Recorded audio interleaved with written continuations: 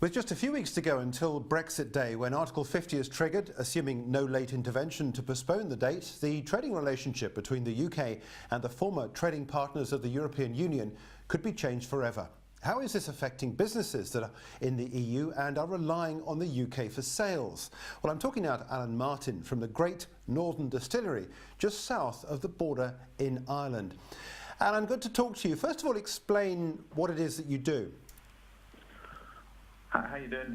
Effectively, we are a bulk producer of whiskey and gin in Ireland, and we trade with basically globally, but we went to trade particularly with Northern Ireland, and we are producing, say, 10 million litres of whiskey a year, and basically, the whiskey will be going to the UK, going to Europe, going to America and China, and we'll be competing with the Scotch whiskey as well.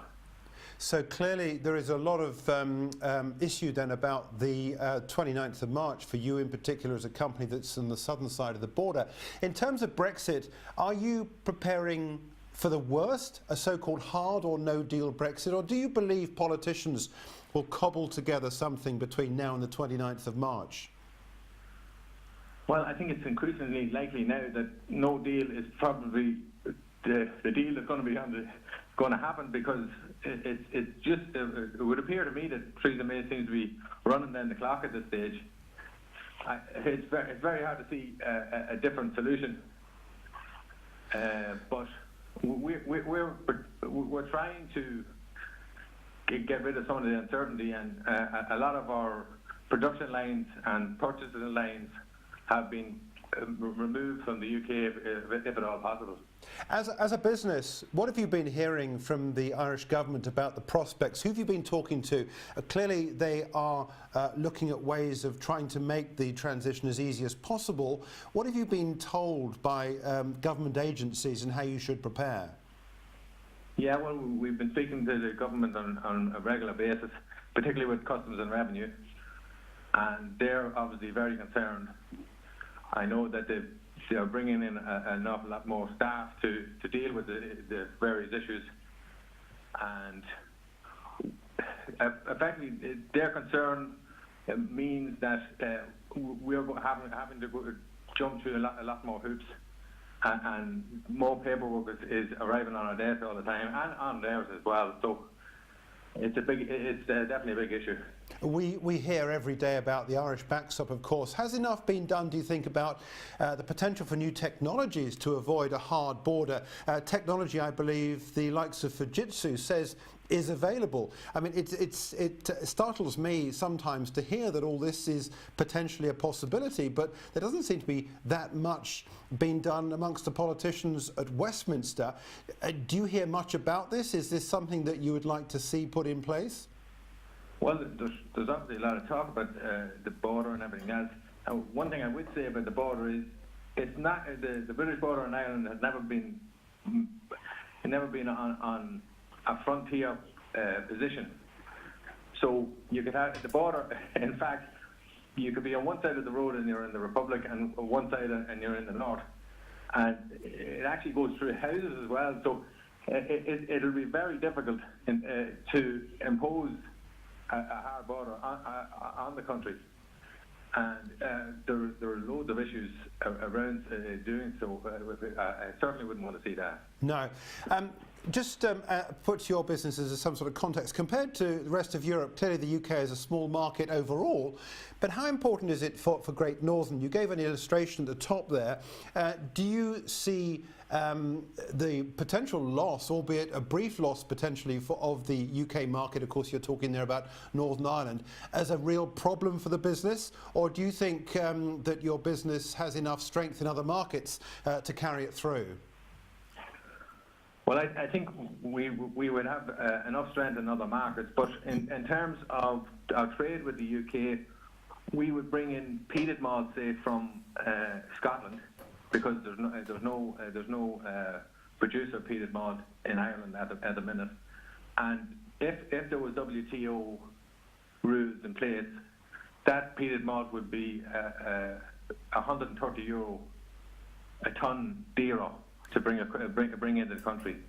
In terms of our maize, which we bring in from France, we were taking it through Warren Point, which is in the north. We've since for the last year we've started taking it through the Dundalk port. So things like that have been happening. Now our spent grain, which would be the materials that comes off the stills after the whiskey is produced, goes to pig farmers, and a lot of them will be in the north.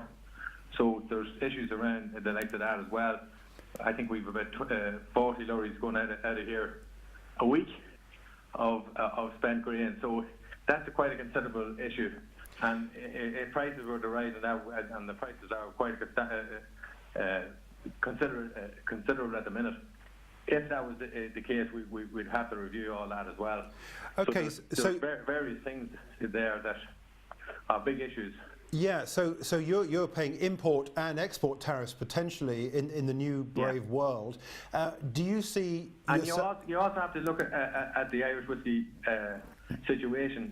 You have the geographic indicators that recognises the whole country for Irish whiskey, but you could have a situation where the likes of Bushmans in the north and other distilleries in the north would be trading under different rules, which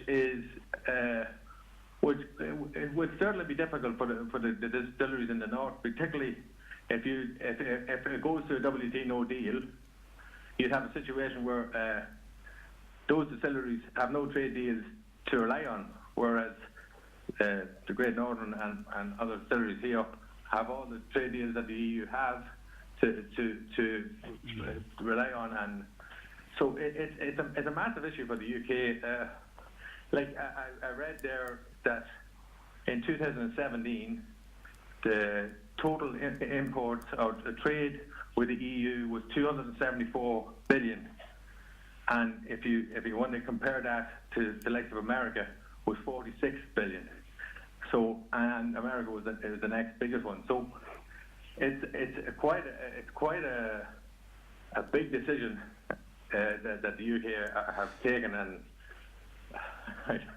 it's going to be a big call now on the 29th of March. Absolutely. I just want to quickly go back to the tariff potential on your products that you are exporting to the UK. And of course, you say as well, you're bringing some raw material into Southern Ireland. So you've got tariffs both ways.